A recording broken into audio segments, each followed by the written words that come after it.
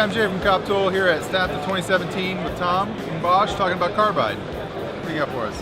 Well, as mentioned, so Bosch is really confident in our Carbide bits, specifically for two reasons. One, Bosch is the only power tool manufacturer that actually makes their own Carbide. And two, because we use a very special bonding process. And so what we have in front of us here is a Bosch bit on my right versus a competitive bit. Both claim full head Carbide, and what they're talking about is the entire head of the bit is one solid piece of Carbide. But you can already see there's one big difference. One has this coloration here. That's because it's using a different type of bonding process, more of a conventional weld. This makes for a very weak joint where drilling into concrete, you hit rebar or hard aggregate, that head will break apart or twist right off like a bottle cap. Whereas we use diffusion bonding, our head will not twist or break off. It'll last much longer, so you get longer life in that application.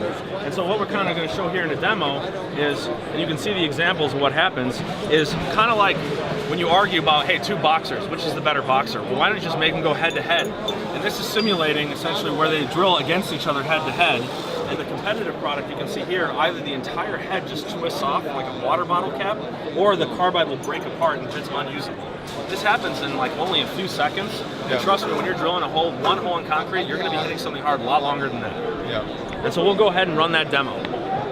All right, so here we have on my right is the new Bosch Bulldog Extreme bit. It's the full head, 100% Carbide tip with the diffusion bonding. And we're going up against a competitive product, full head Carbide, not using the best bond or the best Carbide available in the market.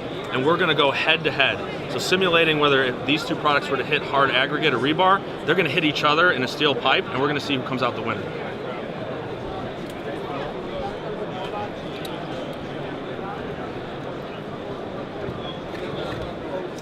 One, two, three.